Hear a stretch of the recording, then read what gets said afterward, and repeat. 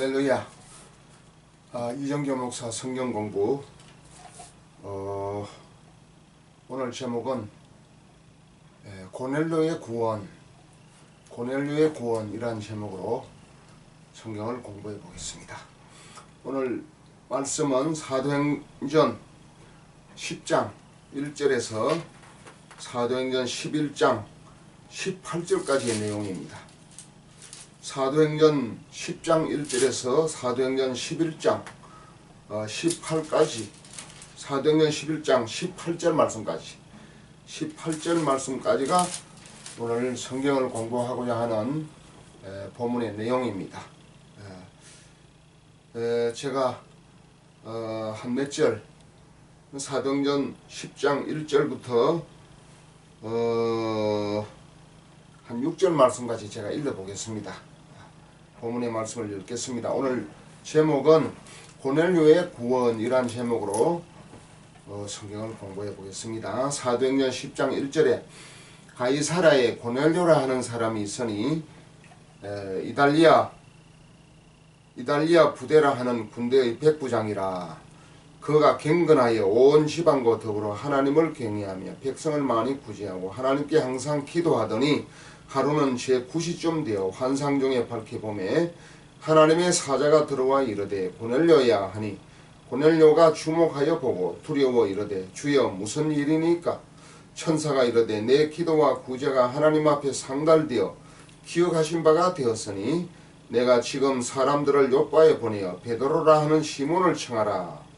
그는 무두장이 시몬의 집에 유숙하니 그 집은 해변에 있다 하더라. 사도행전 10장 1절에서 6절 말씀까지 읽었습니다. 여기 나오는 주인공은 역시 고넬료입니다. 이 고넬료의 구원에 대해서 이 한 사람의 이 내용에 대해서 사도행전 10장 1절에서 11장 18절까지 이렇게 길게 기록을 했습니다. 왜 그럴까요? 굉장히 중요하기 때문에 그런 것입니다. 그러면 오늘 고넬료의 구원에 대해서 살펴보도록 하겠습니다. 사도행전 10장 1절 말씀에 가이사라에 고넬료라 하는 사람이 있으니 이달리아 부대라 하는 군대의 백부장이라 그랬습니다. 이 얘기는 무슨 예화도 아니고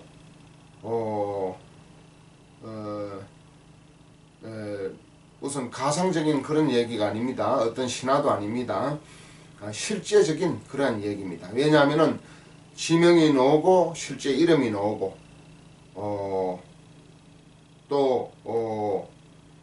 그가 행한 각종 그 행한 일들이 자세하게 기록되어 있기 때문에 명확한 실화입니다. 자, 여기 보니까 가이사라에 고넬료라 하는 사람이 있으니 이탈리아 부대라 하는 군대의 백부장이라. 가이사라는 이스라엘 그 항구 도시지요. 또 여기 요빠가 나오는데 요빠도 항구 도시입니다. 물론 가이사라도 제가 성지순례하면서 가보았고 요빠도 성지순례하면서 가봤습니다. 요빠는 현대 이름으로 텔아비브라고 합니다. 가이사라도 항구도시, 가이사라는 북쪽에 있고 요빠는 남쪽에 있습니다. 요빠는 여기 사도행전 10장 5절에 보니까 내가 지금 사람들을 요바에 보내어 베드로라 하는 시몬을 청하라 그랬습니다. 베드로가 지금 요바에 와 있습니다. 예루살렘에서 요바까지 전도하러 왔겠지요. 다비다도 요바 사람이고, 그래서 이 고넬료는 지금 이달리아 부대 군대의 백부장이니까, 백부장은 100명을 거느린 장을 백부장이라고 합니다. 1000명을 거느린 장을 천부장이라고 그러고, 또 50명을 거느리는 이제 군대 지휘관을 50부장이라 그렇게 말합니다. 여기 백부장이라면은 우리나라 군대 한 중대장급 되는 거 되지 않겠습니까? 중대장이 한 100명에서 150명 정도 부대원들을 이제 거느리고 있습니다. 그러니까 한 백부장은 한 중대장급 된다고 보면은 거의 맞습니다. 우리나라 식으로 한다면은. 그래서 이 이탈리아 부대 백부장이니 군대의 백부장 100명의 백부장이니까 이탈리아 부대가 뭐하러 여기 가이사랴에 와 있습니까? 그 당시 그 이탈리아는 군대가 강한 그런 군대를 갖고 있었기 때문에 그 이스라엘 나라를 지배하는 그런 지배국이었어요. 마치 우리나라가 일제 침략으로 인해서 36년 동안 일제 강점기 일제 침략으로 인해서 지배를 받았던 것 같이 오늘 여기도 이스라엘 나라는 이탈리아 그 로마의 지배를 받고 있었습니다. 그래서 이 고넬료를 이탈리아 부대 백부장으로 이제 이스라엘에 이제 파견을 했다고 볼 수가 있는 거지요. 이탈리아에서 이스라엘에 파견을 해서 지배하도록 하는 그 파병 부대 백부장이라 그렇게 백부장 100명을 거느린 중대장급이라 그렇게 생각을 하면 될 것 같습니다.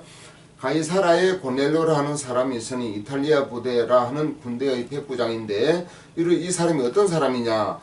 사도행전 10장 2절에 그가 경건하여 온 지방과 더불어 하나님을 경외하며, 자, 이 하나님을 경외하는 사람입니다.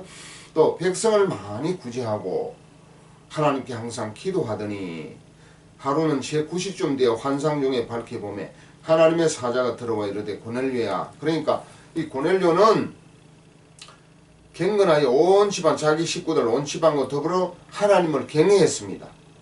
그 하나님을 경외한다는 그 어떤 표현은 우리나라식으로 예배를 드리고 가정 예배 드리고 뭐 새벽기도 하고 또 뭐 주일날 이제 교회에 출석하고 이런 걸로 이제 신앙생활을 한다, 하나님을 섬긴다, 하나님을 경외한다 이렇게 볼 수 있지 않겠습니까? 그리고 백성을 많이 구제하고, 자, 이 고넬료 백부장은 이스라엘 사람이 아니고 이탈리아 부대 백부장입니다. 그러니까 이탈리아 사람입니다. 이탈리아 군대의 이제 중대장급 되는 사람인데 어떻게 이 사람이 백성을 많이 구제했습니까? 중대장이 뭐 그렇게 월급도 많이 받는 것도 아닌데 우리나라 중대장 월급이 제가 얼마나 받는지 잘 모르겠습니다. 예. 뭐 한 300만원? 뭐 한 400만원 받는지 잘 모르겠습니다. 제가 그 당시에 이탈리아 군대 백부장이면 무슨 그런 뭐 월급을 많이 받았겠습니까? 그런데 백성을 많이 구제했습니다. 무슨 백성? 자기 나라 백성이 아닙니다. 지배하러 온 그 이스라엘 백성들을 많이 어려운 사람들 구제했다는 것은 뭐 양식이 없고 가난하고 이런 어려운 사람들을 양식이나 뭐 물질적으로 금전으로 이렇게 도와줬다는 거 아니겠습니까? 아니, 구제 도와줬다. 지배하러 온 나라에 죽든지 살든지 뭐 무조건 그냥 지배하는 건데 이 도와줬다는 게 구제했다는 게 이게 보통 참 좋은 사람이 아닙니다. 우리나라 일제 강점기 때 일본 사람들이 우리나라 백성 우리나라에 쳐들어와 가지고 우리나라 백성들을 도와주고 뭐 기도하고 신앙생활 하도록 자유를 주고 권유를 하고 이런 그 일본 사람들 있었습니까? 일본 군인들 있었습니까? 전혀 차원이 다르지요.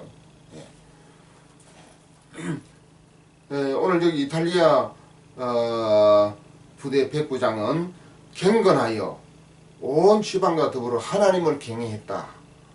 백성을 많이 구제하고 하나님께 항상 기도했다. 항상 기도했다는 거예요. 이 군대에 지휘관 중대장급 되는 백부장이 전도사도 아니고 목사도 아니고 선교사도 아닌데 어떻게 이렇게 항상 그 바쁜 차에 하나님께 항상 기도할 수 있었습니까? 그러니까 신앙이 엄청 좋다고 볼 수 있는 거지요. 이 행위를 봐서는 굉장한 사람이에요. 신앙적으로. 또 제9시쯤 되어 하루는 제9시쯤 되어 환상 중에 밝히보면 하나님 사자는 천사를 말합니다. 하나님의 사자가 들어와 이르되 고넬료야. 그러니까 하나님의 사자 천사하고 서로 대화를 했다는 거예요. 뭐 전도사, 목사, 선교사도 천사하고 그렇게 직접 환상 중에 대화하기가 그렇게 쉽지 않는데 이거는 전도사, 목사, 선교사도 아니고 군대 하나의 지휘관인데 100명을 거느린 백부장인데 어떻게 항상 하나님께 기도합니까? 그리고 천사와 환상 중에 만나서 대화를 하고 엄청나게 신앙이 좋은 사람 아니겠습니까? 자, 그런데 천사가 나타나서 뭐라 그럽니까? 고넬료야 하고 부릅니다. 사도행전 10장 4절에 고넬료가 주목하여 보고 두려워 이르되 주여 무슨 일이니까? 천사가 이르되 내 기도와 구제가 하나님 앞에 상달되어 기억하신 바가 되었으니 이 열심히 기도하고 또 이스라엘 백성들 어려운 사람들을 많이 구제한 이러한 것들을 하나님이 알고 계신다, 기억하고 계신다 그 말이에요. 그러니까 내가 지금 사람들을 요바에 보내어 베드로라 하면 시몬을 청하라. 그는 무두장이 시몬의 집에 유숙하니 그 집은 해변에 있다 하더라. 요바 해변, 요바는 해변 항구 도시입니다. 그러니까 베드로를 청하라고 그랬습니다. 베드로를 청하면 뭘 합니까? 베드로를 청하라는 건 소청하라는 뜻인데 베드로는 하나님의 12사도 중 한 사람으로서 하나님의 복음의 일꾼이고 복음의 종입니다. 베드로를 청하면 베드로가 뭐 하겠습니까? 베드로는 설교하는 겁니다. 복음 전하는 겁니다. 그러니까 베드로가 와서 이 가정에 와서 설교를 하라 그 말이에요. 설교하는 것을 들으라 그 말이에요. 한마디로 말하면. 그리고 그 집은 무두장이 시몬의 집에 무두장이는 개혁 성경에는 피장의 집이라고 했습니다. 피장 가죽 피자지요. 그러니까 가죽으로 소가죽, 뭐 양가죽, 뭐 염소가죽 이런 가죽으로 뭐 옷도 만들고 구두도 만들고 뭐 가방도 만들고 여자들 뭐 핸드백도 만들고 또 지갑도 만들고 그러니까 가죽 제품을 만드는 그 시몬의 집. 그러니까 가죽 제품을 만들어서 판매하는 사람이니까 상당히 좀 재정적으로 여유가 있는 집 아니겠습니까? 그러니까 베드로가 지금 이 가난한 집이 아니고 좀 경제적으로 좀 부유하고 여유가 있는 이 집에 와서 지금 머물고 있다는 거예요. 그러니까 한마디로 말하면은 이 무두장이 이 시몬도 예수님을 믿기 때문에 베드로를 유숙하도록 이렇게 배려를 해주는 거 아니겠습니까? 그러니까 이 요바 해변 이 항구 도시에 있는 요바에 있는 이 시몬이 언제 예수를 믿었는지 베드로의 전도를 통해서 예수님을 믿게 되었겠지요. 그래서 이 요바에 있는 베드로를 이제 초청을 하려고 모시고 오려고 이제 두 사람을 이제 보냅니다. 고넬료가 자기 부하 두 사람을 지금 보내고 있어요. 자, 여기 가이사라가 나오고 요바가 나오는데 제가 요바도 가보고 가이사라도 가봤는데 요바는 굉장히 화려하고 쉽게 말하면은 요바를 새 이름으로 텔아비브라 그랬지요. 가이사라는 그냥 가이사라인데 가이사라는 조용한 해변의 도시고 요바는 아주 번창합니다. 요바는 이스라엘의 수도입니다. 수도. 이스라엘 수도는 본래 예루살렘인데 예루살렘은 한마디로 말하면 구수도고 이 텔아비브인 이 요바는 신수도라고 말할 수가 있어요. 마치 우리나라 저 철원에 가면은 구철원이 있고 신철원이 있듯이 이스라엘 예루살렘은 구수도고 요바는 신행정수도입니다. 왜 그러냐면은 요바의 국제 비행기장이 있고 또 항구 도시이고 또 요바의 다른 외국 여러 나라의 그 대사관들이 주로 요바에 있다고 합니다.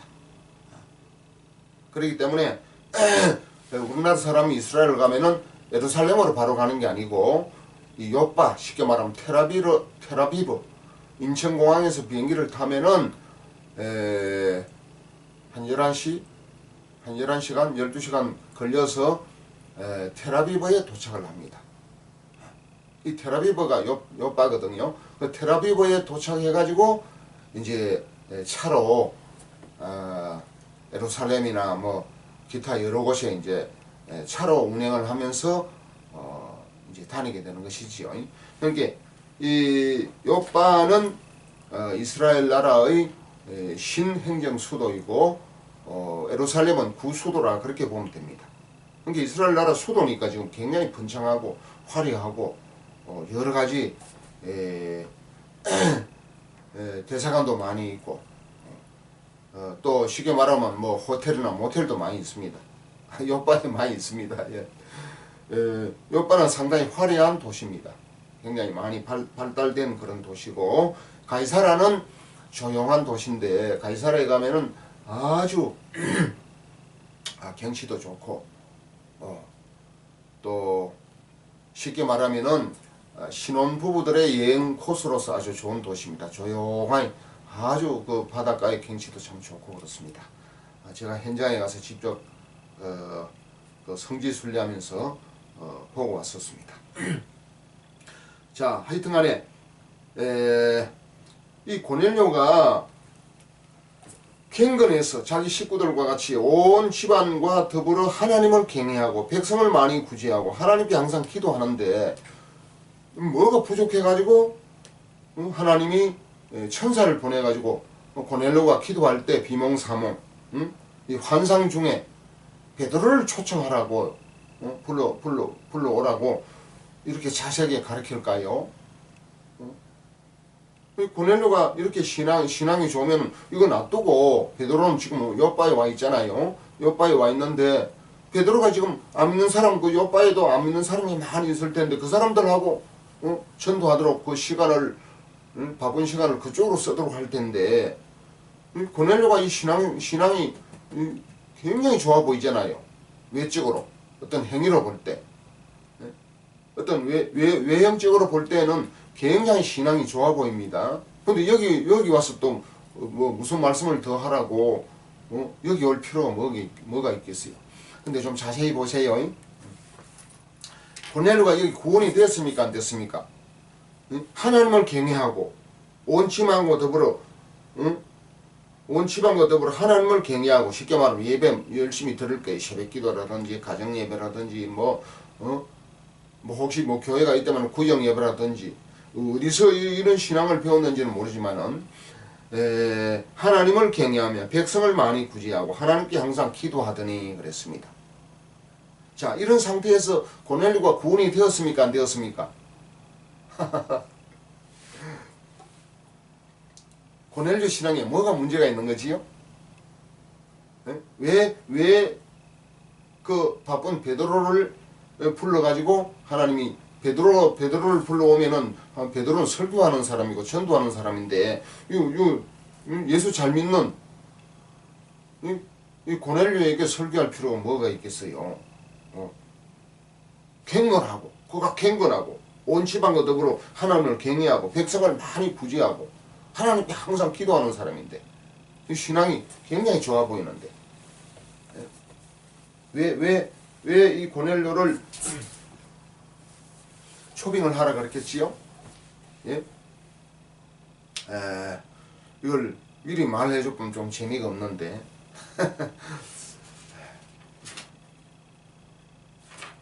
자, 고넬료가 구원 받았습니까 안 받았습니까? 오늘 요 모습을 봐가지고 구원의 내용이 뭐라 그랬지요?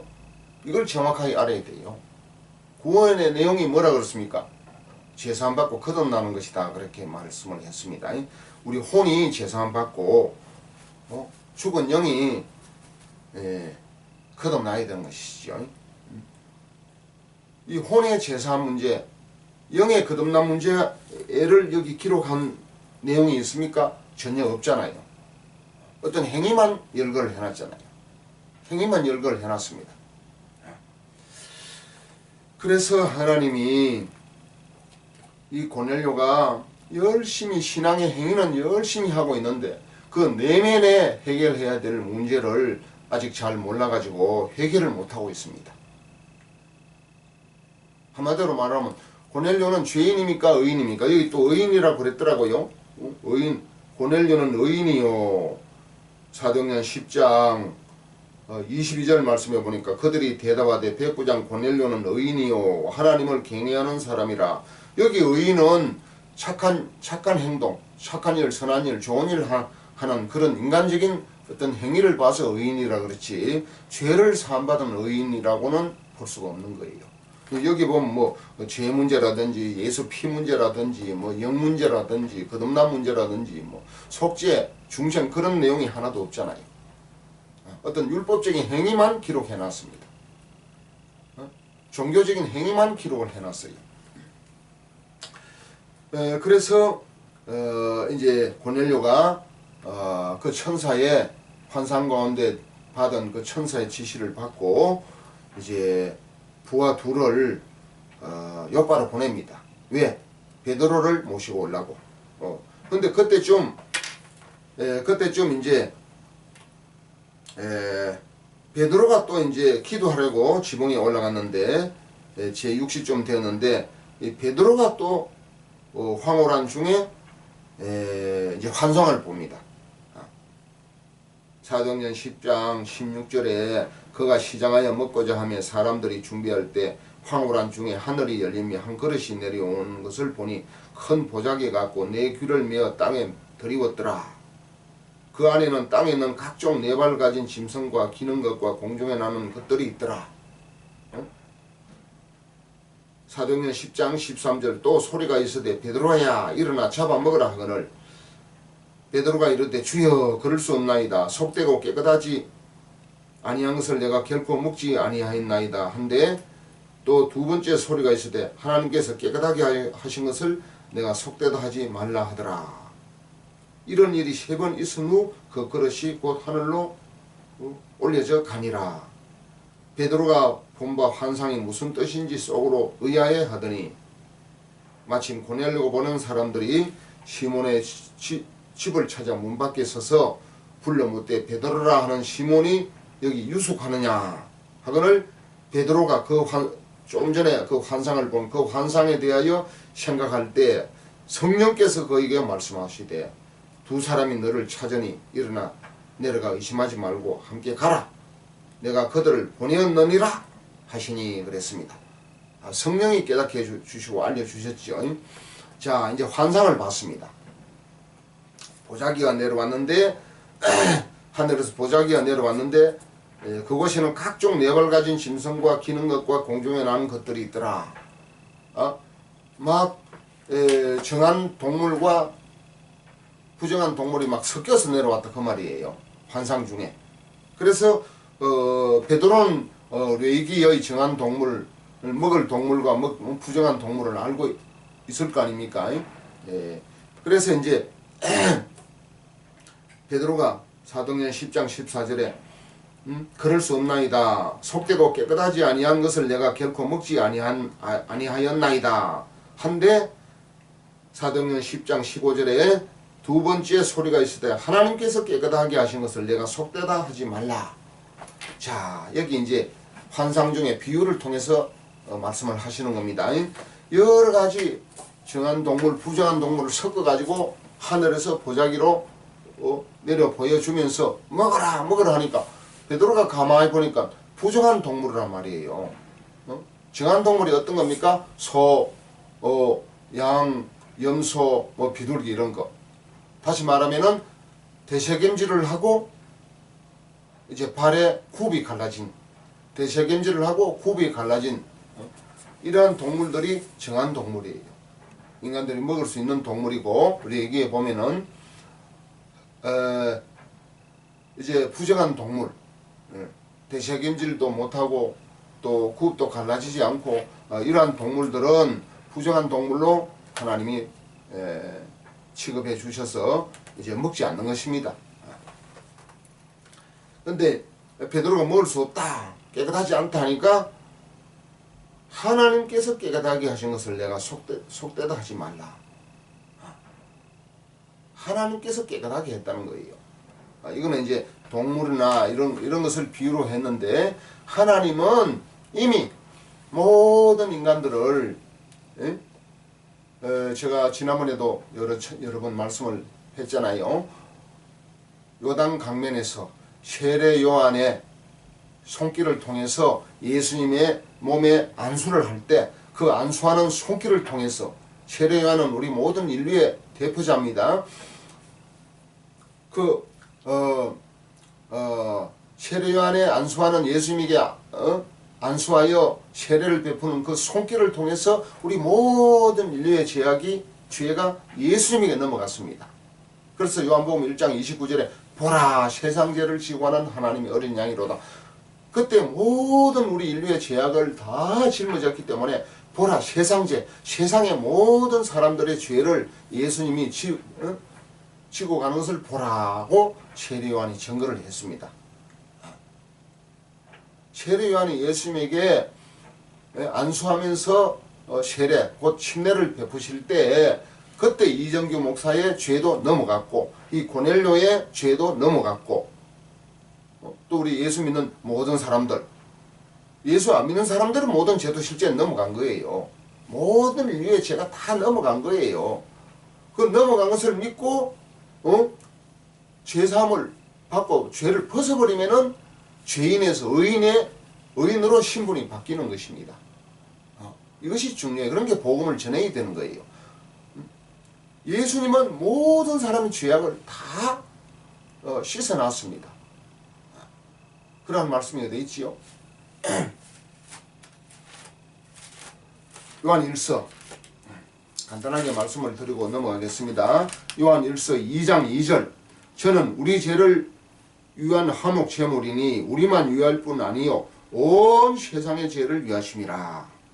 요한 1서 2장 2절, 저는, 예수님은 우리 죄를 위한 화목 제물이니, 우리가 인간이 죄를 지으면은 하나님과 우리는 원수가 됩니다. 원수.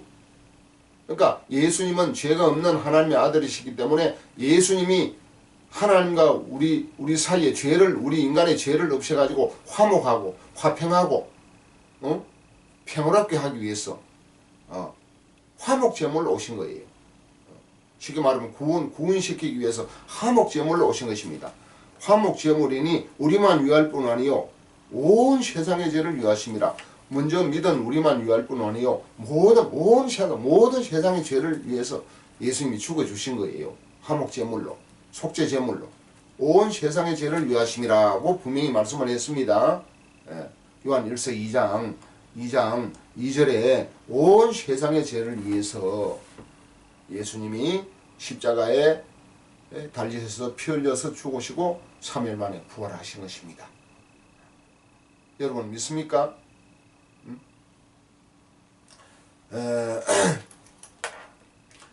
그래서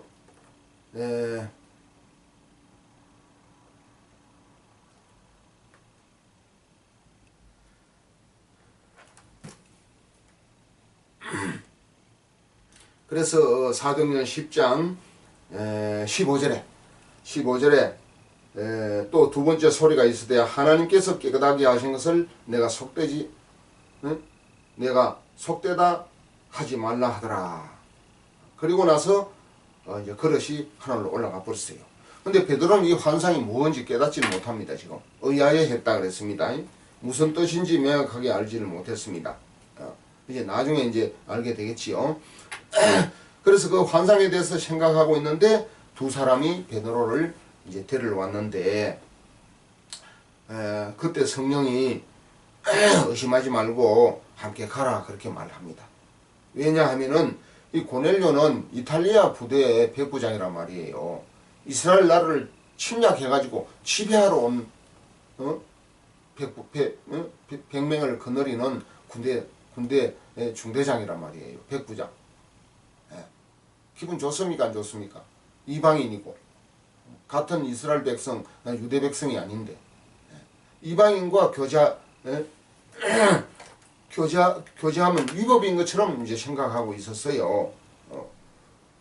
사도행전 10장 28절에 있잖아요. 이르되 유대인으로서 이방인과 교제하며 가까이 하는 것이 위법인 줄은 너희도 알거니와 하나님께서 내게 지시하사 아무도 속되다 하거나 깨끗하지 않다 하지 말라 하시기로 부름을 사양하지 아니하고 왔노라. 묻노니 무슨 일로 나를 불렀느냐?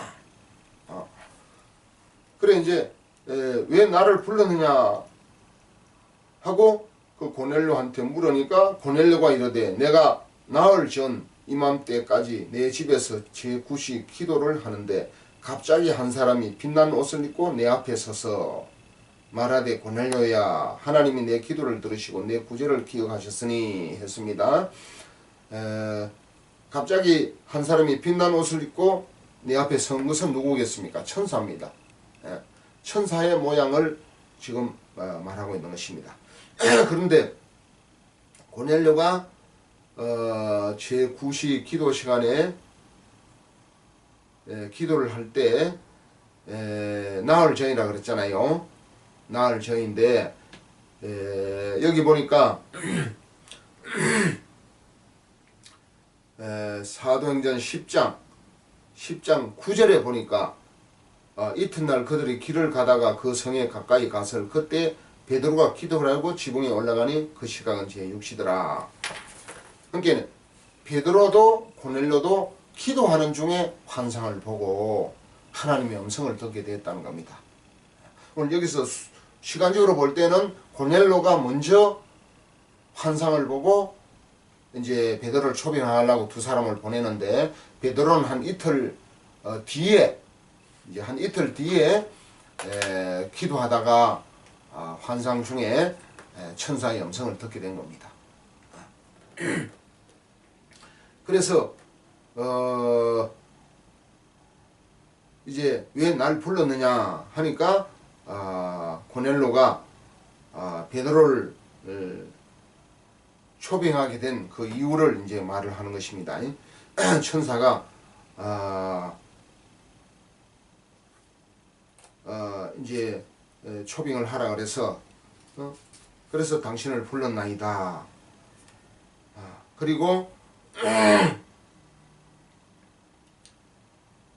사도행전 10장 32절 33절이 그 말씀 아니겠습니까?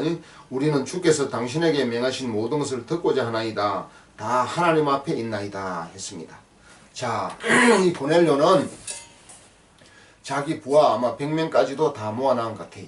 자기 온 가족들, 자기 식구들, 혹시 친척이 있으면 친척까지라도 다 지금 불러 모아놓고 베드로가 오기를 지금 기다리고 있는 것입니다. 그래서 베드로가 와가지고 베드로는 초빙을 받아가지고 와서 뭘 하겠습니까? 베드로는 설교하는 거지요. 예수님을 증거하는 거지요. 쉽게 말하면 복음을 증거하는 것이 베드로의 주 임무 아니겠습니까? 베드로가 하는 일 아니겠습니까? 그러니까 사도행전 10장 34절 베드로가 입을 열어 말하되 그러니까 베드로가 설교가 시작되는 겁니다. 지금 어디에서 고넬료 집안에 와가지고 이 고넬료 모든 그 부하 아마 군인들도 포함이 된 것 같아요. 100명 그리고 고넬료 온 가족들이 모인 가운데서 지금 베드로가 입을 열어 설교를 합니다. 사도행전 10장 34절 쭉 설교를 어디까지 하느냐 하면은 이거 다 설명할 시간이 없으니까 생략을 하고 베드로가 10장 42절 보세요. 42절 우리에게 명하사 백성에게 전도하되 하나님이 살아있는 자와 죽은 자의 재판장으로 정하신 자가 곧 이 사람인 것을 정언하게 하셨고 이 사람이 누구예요? 예수님에 대해서 위에서부터 쭉 설명을 해 내려왔잖아요. 설명을 하면서 살아있는 자와 죽은 자의 재판장입니다.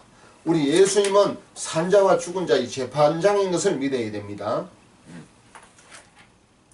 재판장으로 정했어요. 하나님이 예수님을 산자와 죽은 자의 재판장이에요. 예. 그래서 43절 그에 대하여 그의 누구? 예수님에 대하여 모든 선지자도 증언하되 그를 믿는 사람들이 다 그 이름을 힘입어 제사함을 받는다 하였느니라. 그 이름이 뭐예요? 예수. 예수 이름의 뜻이 뭐라 그랬지요? 마태복음 1장 21절에 아들을 낳으리니 이름을 예수라 하라. 이는 그가 자기 백성을 저희 죄에서 구원할 자임이라 하시니라 그랬어요. 죄에서 구원할 자가 예수 이름의 뜻입니다. 본래 예수 이름은 원어로 여호수아. 여호수아는 여호와의 구원이라 뜻이에요. 여호와의 구원, 구원자라는 뜻이에요. 예수님은 구원할 자라. 여호와의 구원. 그 구원의 내용이 뭡니까? 구원의 내용이 죄 문제를 해결하는 것이 구원의 내용이라니까요.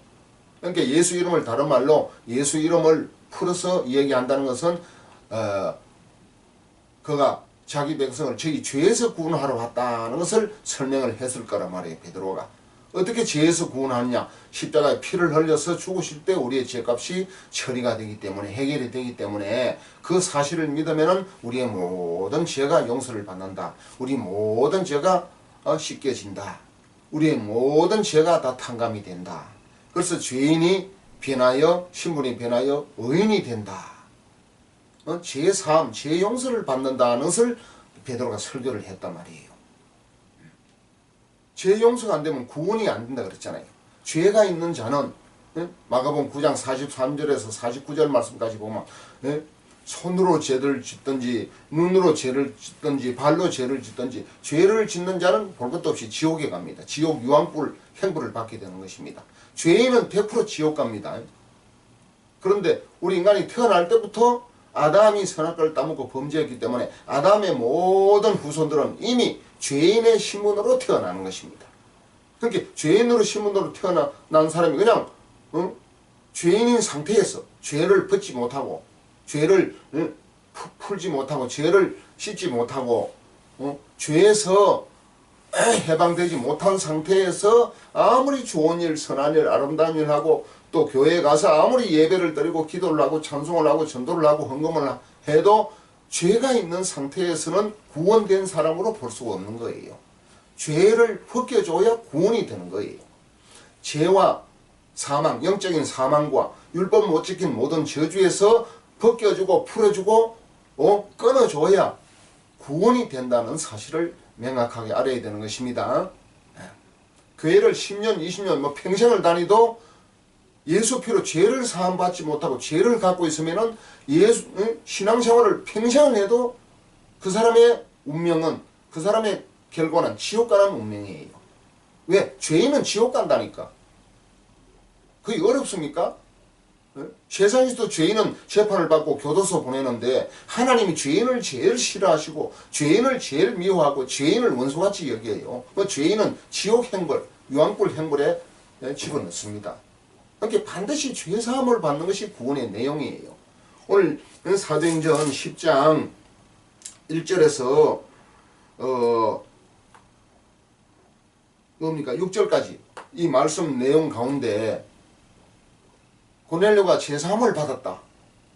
예수 피를 믿었다. 십자가의 대속을 깨달았다. 이런 내용이 있습니까?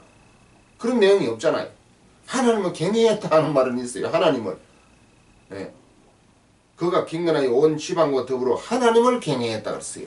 이건 예수님을 믿고 우리의 구세주는 예수입니다. 주 예수를 믿어라. 그리하면 너와 내 집이 구원을 얻으리라. 예수 이름 외에는 우리에게 구원받을 이름을 주시지 아니했다. 서대반도 숭배할 때 하나님이여 안 불렀습니다. 주 예수여 내 영혼을 받으시옵소서 그랬어요. 주 예수여. 예수가 우리 죄를 사하시고 우리 죽은 영을 살려주시는 구세주 구원자라니까요.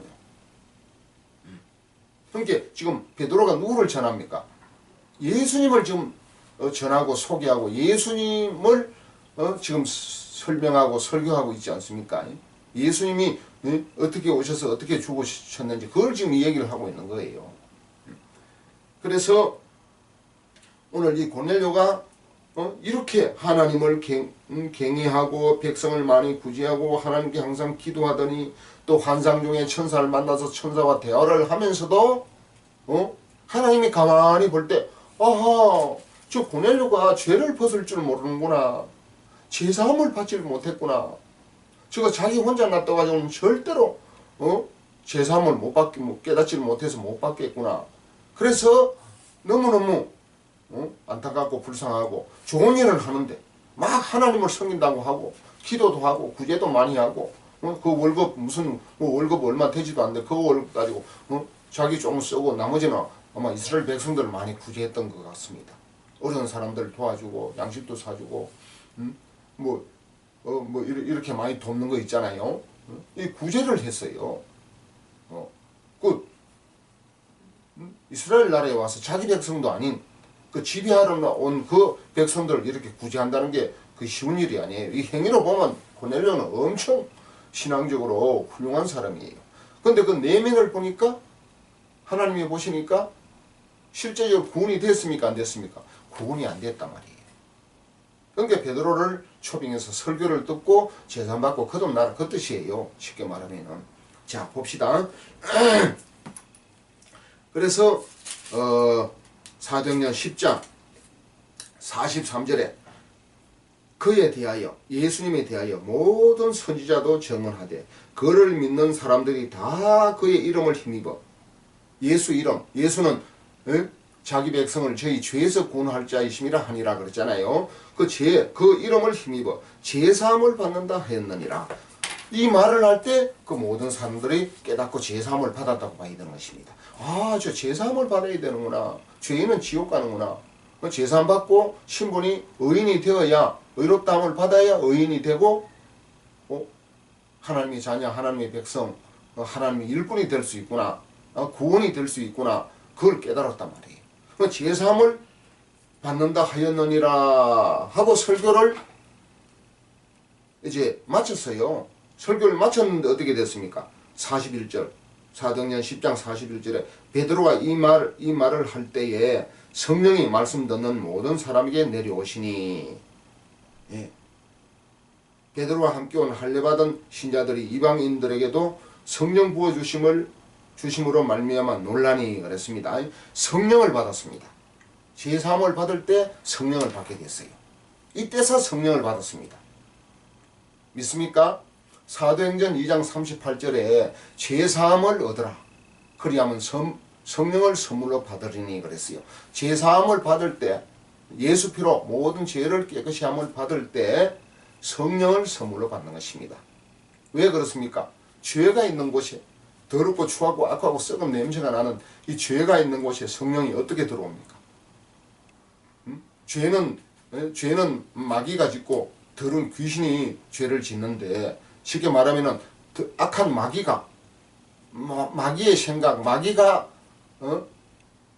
죄를 가지고 이 마귀가 마음을 지배하고 있는 이 마음 속에 죄 없는 거룩하신 성령이 어떻게 내주해서 죄와 함께 동거하고 함께 내주할 수 있겠습니까?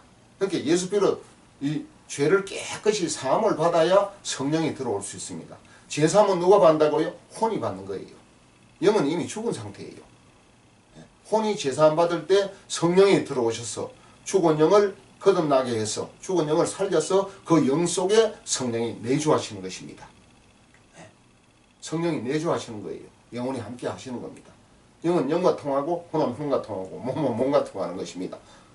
영은 영과 통하는 것입니다. 고린도전서 2장 13절 14절에 육에 속한 사람은 성령의 일을 받지 아니하나니 그랬어요. 육에 속한 자연인에게는 성령이 들어올 수가 없어요.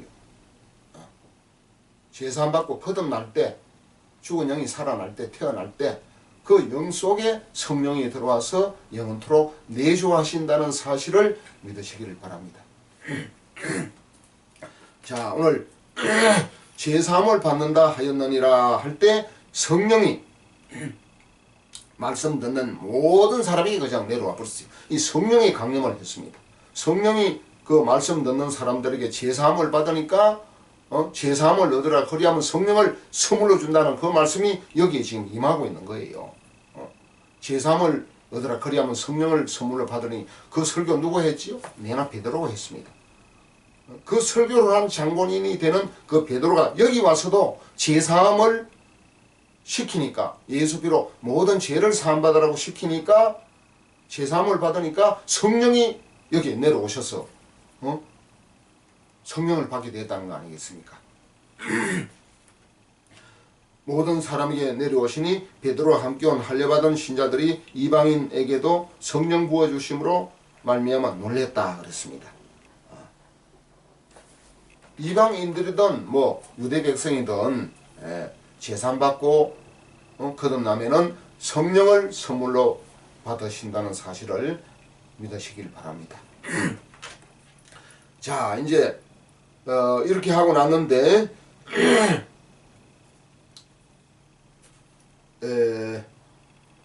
그리고 나서 이제 뭡니까? 성령을 받았으니 누가 능히 물로 세례 줌을 금하리요 하고 명하여 예수 그리스도의 이름으로 세례를 베풀라 하니라. 그들이 베드로에게 며칠 더 머물기를 청하니라 그랬습니다. 성령을 받고 나서 다 이제 세례를 베풀었습니다. 세례를 받았다는 것은 구원받았다는 하나의 증거로서 받는 것이요. 세례 받으면 이제 직분을 세우잖아요. 집사, 세례를 받아야 물세례를 받은 이후에 이제 직분을 세웁니다. 집사, 권사, 장로, 전사, 강사, 목사, 이것도 다 이제 제산 받고 거듭나서 성령을 받고 그래서 이제 세례를 받은 다음에 직분자가 일꾼이 교회 일꾼, 복음의 일꾼이 되는 것입니다. 근데 현대교회는 또 이제 영적으로 짚어보면은 성경하고 많이 다른 게 많아요. 그렇지는 못한 게 많지요. 그건 나중에 이야기하도록 하고 다음에 이야기하도록 하고 오늘은 본문에 충실하고 집중을 좀 해야 되겠습니다. 왜? 중요하기 때문에. 이 사도행전 10장 1절에서 11장 18절까지 이 고넬료 신앙 하나를 다루기 위해서 이렇게 많이 할애를 해서 기록을 했단 말이에요. 왜 그렇습니까? 고넬료 같은 신앙이 많기 때문에, 고넬료 같은 신앙이들이 많기 때문에 잘 이 사실을 깨닫고 믿음 생활을 바르게 하라고 이걸 가르쳐 주신 것이에요. 얼마나 중요합니까? 자, 오늘 이제 문제가 생겼는데 사도행전 11장에 보니까 11장 1절에 보니까 유대에 있는 사도들과 형제들이 이방인들도 하나님의 말씀을 받았다 함을 들었더니 베드로가 예루살렘에 올라갔을 때에 할례자들이 비난하여 이르되 내가 무할라자의 집에 들어가 함께 먹었다.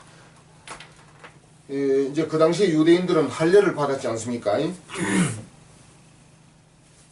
할례를 받는데 이방인들은 할례를 안 받았습니다. 그러니까 고넬료, 이 이방인 고넬료는 뭐 할례를 안 받았지요. 할례를 안 받은 이 무할례 집에 들어가서 같이 먹었다. 이방인들과 같이 교제했다 하는 거, 이걸 이제 비난을 하는 거예요. 이방인들에게도 전도를 이제 하기 위해서 가야 되는데 초대교회 당시에는 전도도 이방인들은 안 하고 유대인들만 하는 걸로 이렇게 착각을 하고 있었어요. 이건 하나님의 생각이 아니고 유대인들 자신들의 생각이에요. 하나님은 온 백성을 위해서 죄를 사해놨는데 사람들은 자꾸 자기 혈육, 자기 민족, 이 유대인들은 자기 민족만 특별한 택한 백성인 줄 알고 자기 민족에게만, 유대 백성들에게만 복음이 아닙니다. 율법을 전해야 되는 줄 압니다. 율법을 지키고 이제 믿고 지켜야 되는 줄 알고 있었어요. 그러니까 율법 신앙이에요. 은혜의 복음 신앙이 아닙니다. 유대인들이 여기 엄청 큰 문제가 잘못된 것이 많이 있는 거지요.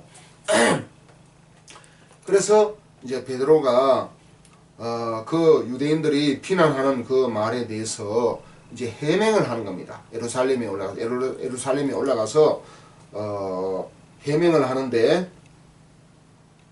자기가 이제 본 환상을 통해서 하나님의 지시로 알고 이제 고넬료 집에 가서 이제 복음을 전했다 하는 것을 쭉 설명을 하는데 이거 다 이제 시간상 다 설명을 할 수 없고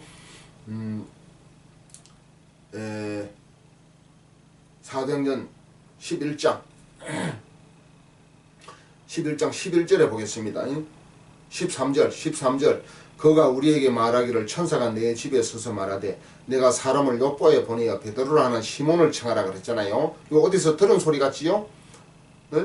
13절 내가 사람을 요보에 보내어 베드로라 하는 시몬을 청하라. 여기 어디에 있는 말씀입니까? 사도행전 10장 5절에 있는 말씀 아닙니까? 내가 지금 사람들을 요바에 보내어 베드로라는 시몬을 청하라. 사도행전 10장 5절에 있는 말씀이 사도행전 11장 13절 중간에 후반절에 있는 말씀입니다. 베드로가 지금 고넬료의 말을 인용을 해가지고 지금 해명을 하는 것입니다. 설명을 하는 것입니다. 13절 사도행전 11장 13절 그가 우리에게 말하기를 그가는 누굽니까? 고넬료가 우리에게 베드로에게 말하기를 천사가 내 집에 서서 말하되 내가 사람을 요바에 보내어 베드로로 하는 시몬을 청하라 그랬습니다. 베드로로 하는 시몬을 청하라. 그가 자 여기 중요합니다. 사도행전 11장 14절 요거는 빠져있어요. 사도행전 11장 14절에 그가 너와 내 온 집이 구원받을 말씀을 내게 이르리라 함을 보았다 하거늘 그랬잖아요. 여기 어디에 들어가야 됩니까? 사도행전 10장 5절 말씀이 13절 후반절에 있는 말씀하고 똑같지 않습니까? 그러니까 사도행전 10장 5절 후에 5절과 6절 사이에 사도행전 11장 14절 말씀이 들어가야 되는 거예요. 사도행전 10장 5절과 6절 사이에 사도행전 11장 14절 말씀이 빠진 거예요. 이걸 살짝 빼놨어요. 이거는 고넬료가 이 환상을 보고 들었는데 베드로를 만나고 나서 이 말을 했단 말이에요. 무슨 말입니까? 사도행전 11장 14절 말씀에 그가 너와 내 온 집이 구원받을 말씀을 내게 이르라 함을 보았다 하거늘. 네. 그가는 누굽니까? 그가 너와 내 온 집이 그가는 베드로입니다.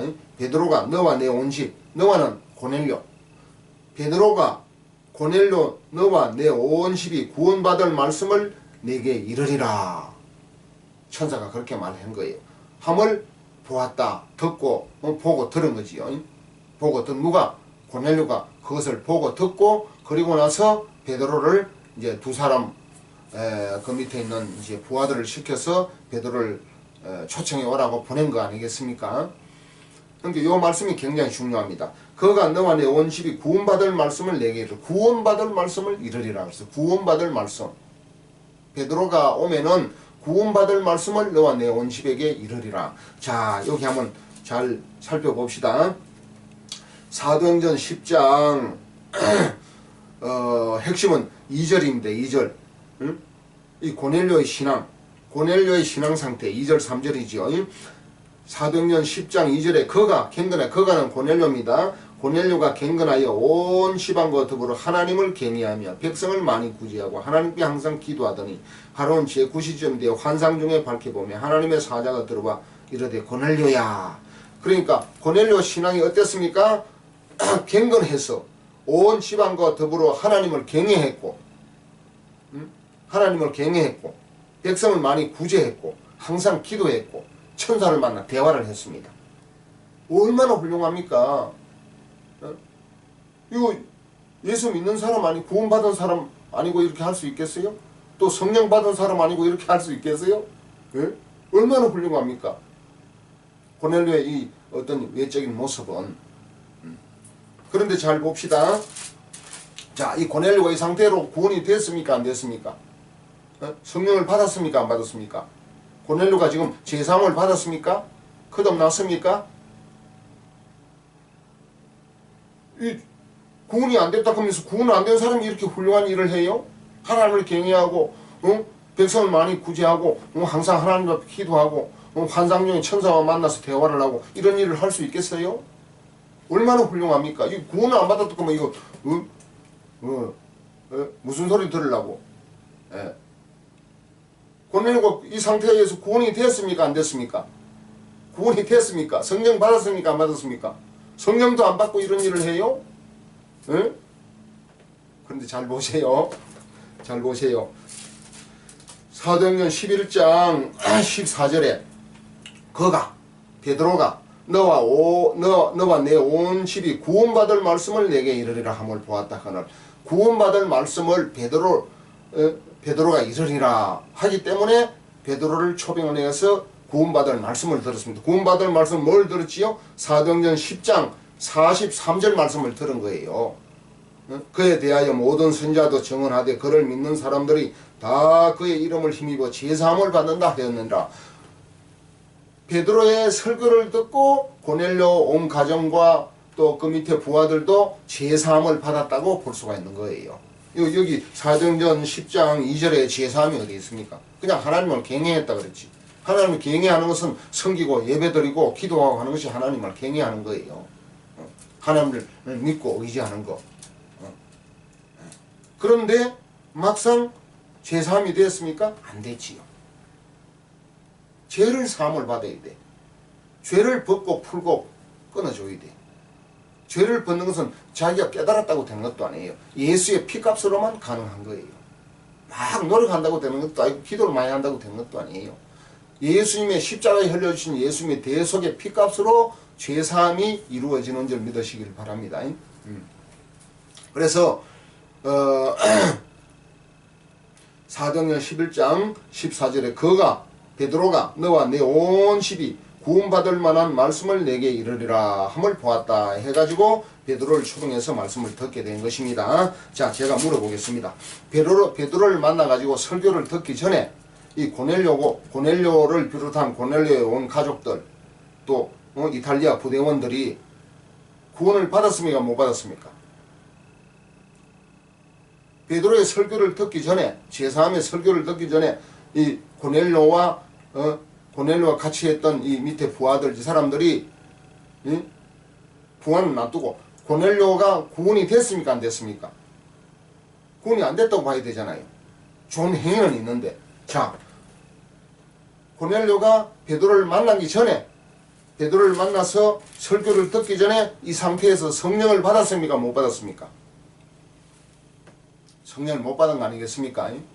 성령을 못 받은 거예요. 그러니까 베드로를 초빙해서 설교를 듣고 말씀을 듣고 제사함을 받은 것입니다. 제사함을 받으니까 성령이 내려온 것입니다. 성령이 그 심령들에게 임하게 된 것이에요. 고넬료가 제사함도 받고 성령을 받았다면은 베드로를 초빙할 필요가 없어요. 그냥 신앙생활 잘 하도록 놔두고 베드로는 예수 안 믿는 제사함 못 받은 성령을 못 받은 사람들에게 가서 열심히 전도를 해야지. 여기까지 바쁜 시간에 여기까지 와서 설교할 필요가 뭐가 있느냐 말이에요. 자, 다시 묻겠습니다. 사도행전 11장 이거 명확하게 해야 됩니다. 굉장히 중요합니다. 사도행전 10장 1절에서 사도행전 11장 18절까지 이렇게 길게 기록해 쓴 이유가 중요하기 때문에 이렇게 길게 쓴 거예요. 뭐가 중요하지요? 현재에도 우리나라 교회, 우리나라 교회들도 많은 성도들도 고넬료 같은 사람이 많단 말이에요. 고넬료 같은 이런 신앙을 하는 사람들이 많이 있기 때문에 이게 참된 신앙인 줄 알고 이걸 믿고 지금 열심히 지금 구원받은 사람인 줄 알고 믿고 달려가기 때문에 이 고넬료의 신앙을 기록을 하면서 이렇게 자세하게 길게 기록을 했다는 거예요. 이걸 잘 보아야 우리가 신앙생활에 허점이 없이 결함이 없이 또 마귀에게 속지 않고 바른 신앙을 할 수가 있는 것입니다. 어떤 바른 신앙?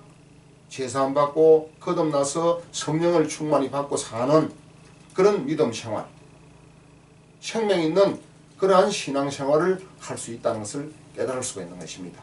사도행전 11장 14절에 그가 너와 내 온 집이 구원받을 말씀을 내게 이르리라 함을 보았다 하거늘 그가 베드로를 만나기 전에 고넬료는 구원을 받았습니까? 못 받았습니까? 구원의 내용이 제사함 받고 거듭나는 건데 제사함 받았습니까? 못 받았습니까? 제사함 못 받았지요? 또 거듭나서 성령을 받았습니까? 못 받았습니까? 성령을 못 받은 상태예요. 성령을 못 받아도 하나님을 경외하고 또 백성을 많이 구제하고 또 항상 기도하고 또 천사를 만나서 대화를 하고 이 가능하다는 거예요. 가능한 겁니다. 이거 묘하잖아요. 그런데도 불구하고 구원도 못 받고 성령도 못 받고 거듭나지도 못 제사함도 못 받고 거듭나지도 못한 상태인데도 이런 일이 가능해요. 이런 신앙생활 하는 사람들이 얼마든지 우리 현재 교회에도 있다는 것을 점검을 해봐야 돼요.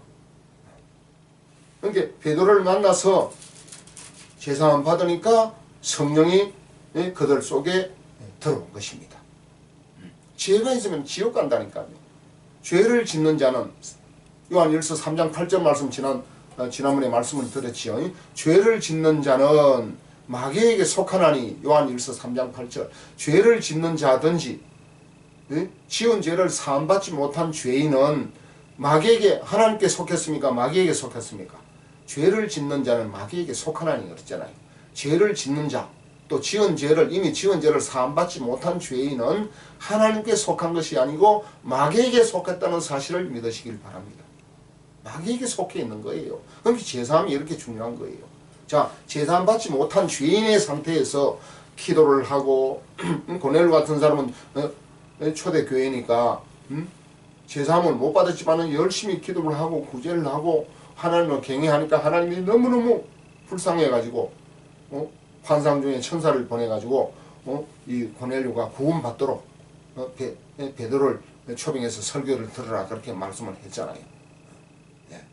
그러니까 죄인의 상태에서 하나님께 기도하고 충성 봉사하고 예배 드리고 물론 예배 드릴 때 제사함이 돼야 되는데 제사함 없는 제사함을 전하지 못하는 제사함을 깨닫지 못하는 영적인 지도자들이 엄청 많은 거예요. 이 고넬료도 자기 가정에서 볼 때는 하나의 영적인 지도자예요. 그런데도 지금 구원을 못 시키는 지도자 아닙니까? 하나의 율법신앙, 기복신앙, 무슨 문제 해결 형통신앙 어떤 그런 것을 어디서 배웠단 말이에요. 뭘 하라 말라 하는 율법신앙을 배운 거예요. 하나님을 믿으면 잘 된다는 어떤 기복신앙을 배운 거예요. 그게 나쁜 건 아닙니다. 그게 나쁜 건 아닌데 죄사함 받고 거듭난 이후에 그렇게 해야 그 모든 것이 자기 것이 되지. 제사함 받지 못하고 거듭나지 못한 상태에서 성령을 받지 못한 상태에서 이런 일을 하다가는 이거는 사람 눈에는 훌륭하게 믿음 좋게 보이지만 하나님 앞에서는 하나님이 자녀가 아니에요. 구원받은 백성이 아니에요. 그러니까 열심히 종교적으로 신앙적으로 열심히 좋은 일을 하고 지옥 가는 거예요. 좋은 일 하고 지옥 갈 사람 엄청 많습니다. 이게 마귀가 속이는 겁니다. 그래 하면 될 거야. 이래 하면 신앙이 좋아. 믿음이 좋아. 마귀는 자꾸 제사함 받지 못하고 거듭나지 못한 상태에서 이렇게 하도록 자꾸 충동질을 하는 거예요. 왜? 이 죄를 벗겨주고 풀어주고 죄를 끊어주려면 마귀가 얼마나 방해를 하는지 몰라. 왜 그렇습니까? 지새끼 뺏기니까. 제사함 받으면 하나님의 자녀가 되니까 마귀 지새끼를 뺏기잖아요. 그러니까 얼마든지 방해합니다. 그 방해한다는 내용이 어디 있지요? 씨 뿌리는 비유에 있습니다. 하나만 보겠습니다. 누가복음 8장 누가복음 8장 12절 말씀에 보니까 길가에 있다는 것은 말씀을 들은 자니 이에 마귀가 와서 그들로 믿어 구원을 얻지 못하게 하려고 말씀을 그 마음에서 빼앗는 것이요 그렇습니다. 씨 뿌리는 비유에서 하나님의 말씀을 전하면은 마귀가 그들로 믿어 구원을 얻지 못하도록 그 구원받을 말씀을 확 뺏어버린단 말이에요. 그렇게 해가지고 그렇게 안 해도 돼야 하고 말씀을 그냥 무력화시켜 뺏어가 버려요. 열심히 해. 선한 일, 착한 일, 좋은 일 열심히 해. 열심히 기도하고 그 하나님 잘 섬기는 거야. 뭐 제사함이니 거듭남이니 뭐 그런 거 꼭 안 해도 돼. 그런 거 생각할 필요도 없어. 그냥 열심히 그냥 율법 잘 지키고 그렇게 하면 하나님 복을 주고 구원되는 거예요. 이런 식으로 마귀는 속이는 거예요. 십자가의 대속의 복음을 무력화시키고 감추고 속이는 겁니다. 왜? 구원을 못 받게 하려고. 구원받을 거면 지새끼 뺏기니까. 마귀 지 종, 지 포로, 지 노예, 심지어 마귀의 자녀라고 그랬잖아요. 죄가 있는 자는 하나님의 자녀가 아니고 마귀의 자녀입니다. 왜? 마귀 말을 들으니까. 구원을 못 받은 사람은 마귀 자녀이지 하나님 자녀입니까? 그러니까 지새끼 뺏기니까 제사함 받는 복음 있는 이런 집회, 그런 말씀, 또 그런 전도자, 그런 목회자들에게 핍박이 얼마나 심한지 모릅니다. 왜? 그 사람한테 영혼이 걸리면은 마귀에게 마귀 지새끼를 뺏기니까 어떻게 하든지 복음을 못 듣게 하는 것입니다. 이 마귀의 방해 세력이에요. 자, 그리 하고 나서 이제 쭉 설명을 합니다. 사도행전 11장 마지막 절 볼까요? 18절. 그들이 이 말을 듣고 잠잠하여 하나님께 영광을 돌려 이르되 그러면 하나님께서 이방인에게도 생명 얻는 회개를 주셨다 하니라. 생명 얻는 회개. 회개는 돌이키는 거 아니겠습니까? 제사함 받는 것이 회개입니다. 회개를 하고 죄를 내놓고 죄인인 줄 인정을 해야 죄사함을 받을 수 있습니다. 난 죄가 없어요. 난 거룩해요. 난 어려워요. 난 죄를 안 지었어요. 죄를 감추고 숨기고 은폐하고 죄를 잡고 있으면서도 없는 것처럼 속이면은 죄사함을 받을 수가 없는 것이에요. 그리고 이제 이방인에게도 생명 얻는 회개를 주셨다. 생명을 얻는다 그랬어요. 무슨 생명? 육신의 생명? 영의 생명? 영의 생명이지요. 제사함 받고 거듭나는 것이니까 영의 생명. 영의 생명을 얻는 것이 영생을 얻는 것입니다. 이 영생이 성경 전체 주제예요. 우리 인간의 입장에서는. 인간의 입장에서는 영생을 못 얻으면 좋은 일 열심히 하다가 지옥 가버리면은 무슨 의미가 있습니까? 그러니까 오늘 베드로가 가서 열심히 설교한 내용이 뭡니까? 예수님을 통해서 제사함을 받는다 하는 것을 가르쳐 준 거예요. 죄에서 풀어주니까 성령이 말씀 듣는 모든 사람에게 내려오셔서 성령 받은 사람, 제사함을 받으니까 성령이 내려오셔서 거듭난 사람이 된 겁니다. 죽은 영이 살아나서 영생을 얻은 사람이 된 줄 믿으시기를 주의 이름으로 축원합니다. 자, 오늘 이 고넬료 같은 이러한 신앙생활을 하는 사람들을 우리가 영적으로 잘 진단을 해서 베드로의 설교를 통해서 제사함 받고 거듭나도록 이끌어주는 전도자, 목회자, 또 주의 일꾼들이 다 되시기를 주의 이름으로 축원합니다. 오늘 여기까지 하겠습니다. 다음 시간 다시 뵙겠습니다. 감사합니다.